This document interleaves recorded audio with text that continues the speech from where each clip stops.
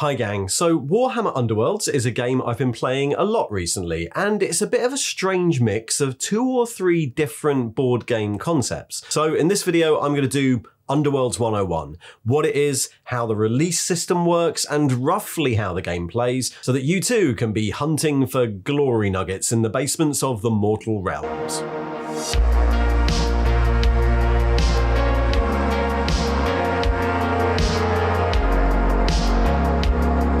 Okay, so Warhammer Underworlds is one of Games Workshop's more recent game systems, and also one of the easiest and smallest to get into, using even fewer models than a skirmish game like Warcry or Necromunda. It's been around since 2017, when the first set, Shadespire, was released, and since then there's been a new starter set each year: Nightvault, Beastgrave, Diachasm, Harrowdeep, Nethermaze, and Gnarlwood about to be released at the time of writing, each containing the game boards, tokens, and dice you need to play, as well as 2 factions, and then a number of other factions are released throughout the year. And while there is a new box each year, the rules remain pretty stable, and the current year's rules are available as a free PDF download, so there's no need to keep up by buying every single box. Each faction, or warband, is based on one of the factions from the larger game Age of Sigmar. It's set in the Mortal Realms, that's Age of Sigmar's setting. Each little faction of fighters is exploring the depths of the mortal realms for their own end. Each year's game is set in a different gloomy dungeon-like setting, from the abandoned city of Shadespire to the swamps of Beastgrave. We'll get into the details of how the game works in a minute, but basically in Underworld, your force consists of a small number of models, usually 3 to 6, each with their own stats, attacks, and special abilities written on a fighter card. The factions are fixed. When you pick a faction to play, you get exactly those people. You don't get to build an army or anything like that. But the fighters are only half of it. Your force also consists of 2 small card decks: an objective deck of 12 cards, which defines how you're going to win this game, and a power deck of at least 20 cards, which contain upgrades and special abilities to help you do that. In the game, you each take turns moving and attacking with one model, and then you each play cards from your hand to power up your models. Achieving objectives or killing enemy models gives you glory points, and whoever has the most glory at the end of the game wins. It sounds simple, and it sounds relatively easy to get bored of, so how come it's such an addictive game? Well, in part that's due to the amount of different warbands available and how much variation can be compressed into this tiny game. Each year, along with the 2 warbands that come in the starter set, there are a number of other warbands released over the course of that year. As well as different fighters with different stats, each of the different warbands has their own set of objective and power cards, which means different warbands can gain their glory points in different ways, like holding territory through objective markers, or ignoring the objectives completely and killing enemy models, or maybe having their leader complete a certain action. In addition, fighters can inspire. The fighter cards have both a standard and an inspired face, with better stats on the inspired face. Each warband has a totally different inspire mechanic, say, becoming inspired when successfully defending from an attack, or becoming inspired when they score an objective, and how they improve changes based on the warband. Some models get better attacks, some might get more wounds, or get faster. This means that for a game with relatively simple rules, few actual stats, and a small model count, there's a surprising amount of variety in how they can make all the different warbands play. And that's before we get to deck building, and it's here that the brief history of Underworlds gets quite interesting. Originally, the game was billed as the ultimate competitive miniatures game, blending everything I've spoken about above with a significant deck building element. When you buy a warband, you get 20 power cards and 12 objective cards for that warband, but there are also generic cards that you can mix into your deck. In fact, each of the main sets contains an additional deck of generics, so you can try that out straight away. Loads of people tried out Shadespire or Beastgrave, like the early sets, and started to collect the individual teams as they were released. But since each warband comes with additional generics, there was this idea that in order to stay competitive, well, you'd need to buy all the sets, something that also happened with other Games Workshop games at the time. For a while, the game had a situation where people were just buying the extra warbands to get hold of those cards, where spending more money just gave you a better deck and therefore a better chance of winning, and where each new season of the game would introduce a new meta as cards were rotated in and out, which then spawned a ton of fan content talking about tactical innovations or the competitive meta. And yeah, it kind of became a bit much for most people. Lots of people basically bought the whole first season or second season and then just checked out, the game being just too much to keep up with.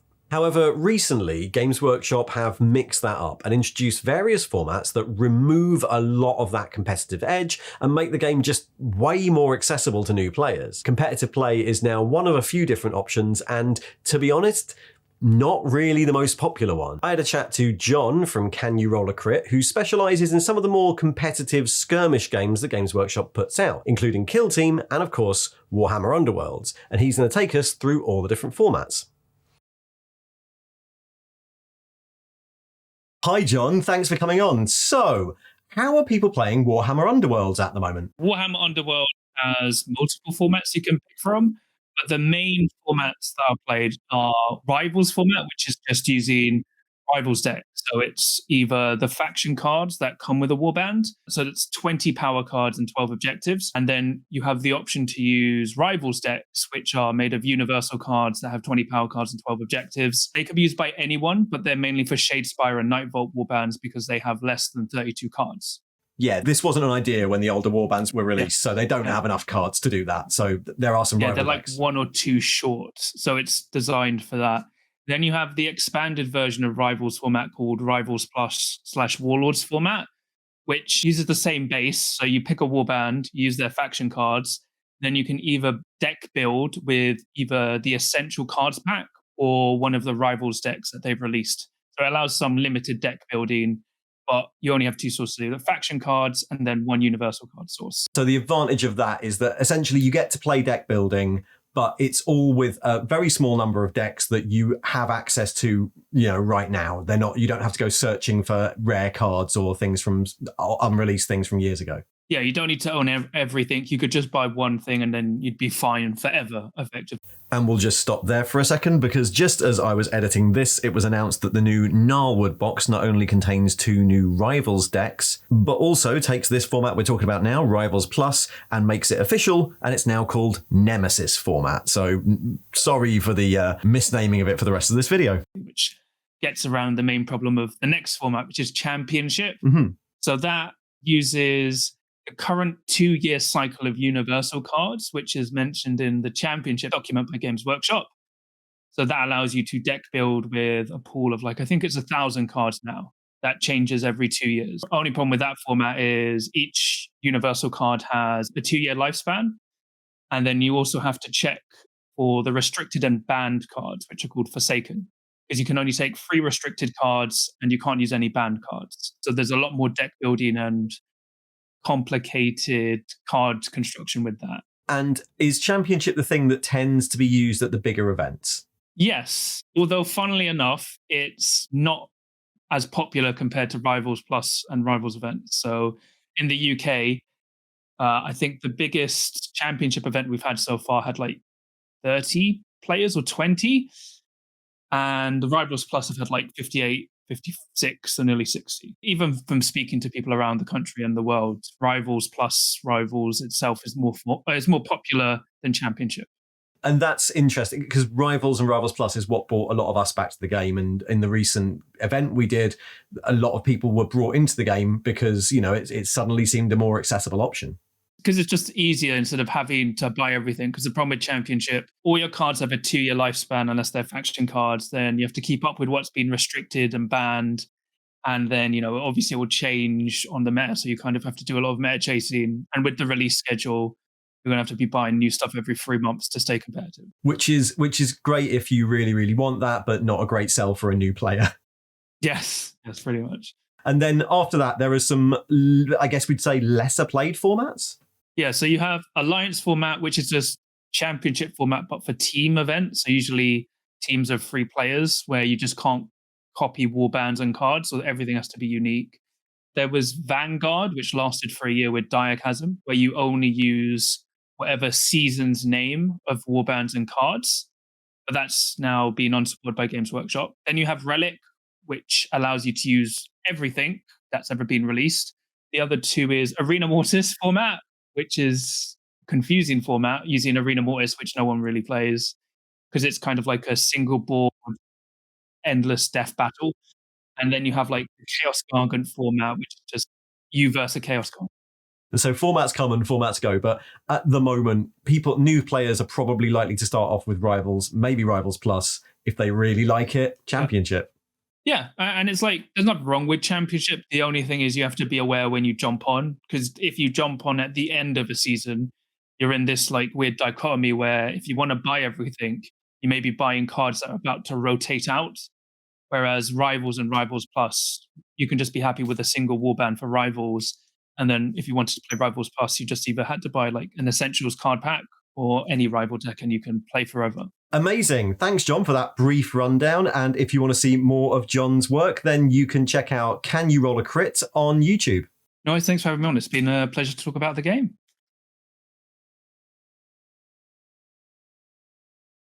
So, with all that in mind, let's quickly go through a typical game round so you can see how all this stuff comes together. We start by picking our decks. We need 12 objectives and at least 20 power, which are split between ploys and upgrades. The power deck has to have at least half upgrades. We then lay out our fighter cards, activation tokens, and assorted gubbins.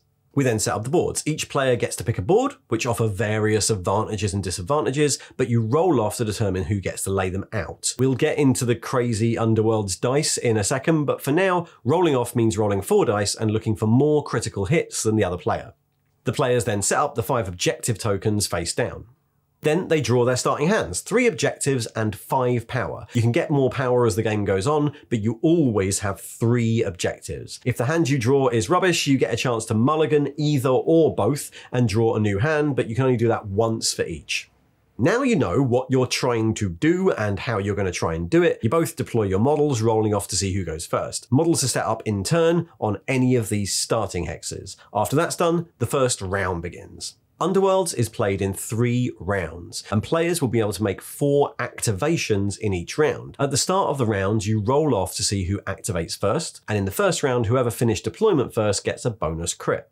In your activation, you pick 1 fighter, and you either attack with them, or move with them, in which case they won't be able to move again this round. There's a token to make sure you know that. Or you charge, which means moving, then attacking, and means the fighter won't be able to do either again this round. Alternatively, you can put a fighter on guard, which means they get a bonus to defense, or instead of using a fighter at all, you can spend your activation either drawing another power card or discarding one objective you don't think you can do and drawing another. Both of which are useful if you've only got, say, 3 fighters and you've already charged with all of them. Right, combat and the crazy Underworld's dice. How does that work? Well, each fighter has their attacks listed on their card, and each attack has a range, a number of attack dice, and the result they're looking for, which are either hammers or swords. They have fancy names, but for me, they're hammers and swords. And lastly, a damage rating. Each fighter also has a defense score represented by a number of dice, and the result they're looking for, either shields or dodges. Again, there are fancy names for those that nobody uses.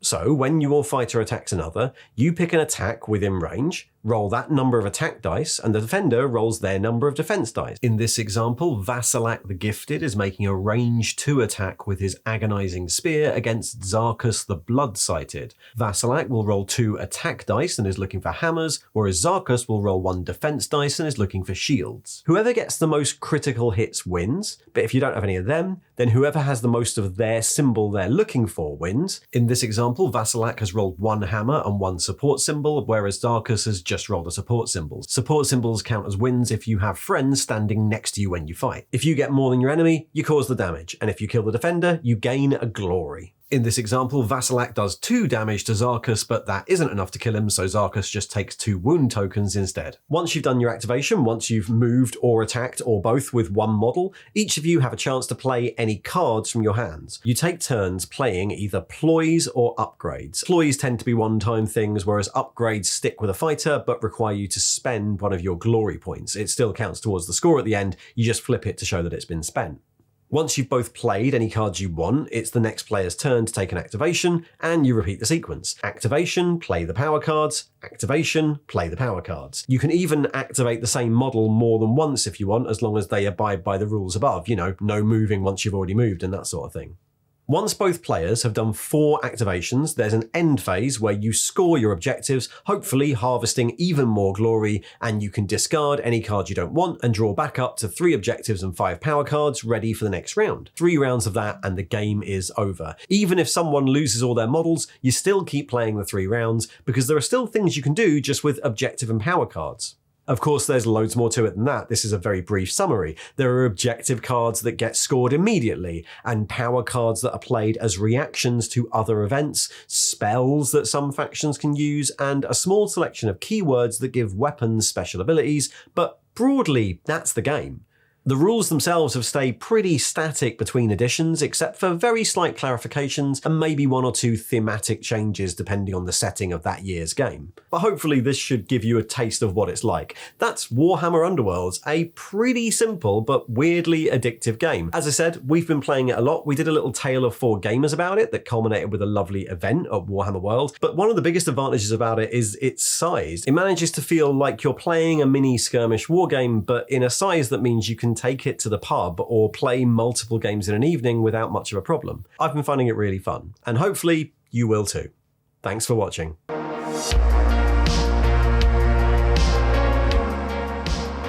And if you'd like to play some Underworlds, well, our Tale of 4 Gamers should be popping up just there on the right. And if you'd like to support the channel, there's a link to the Patreon below. See ya.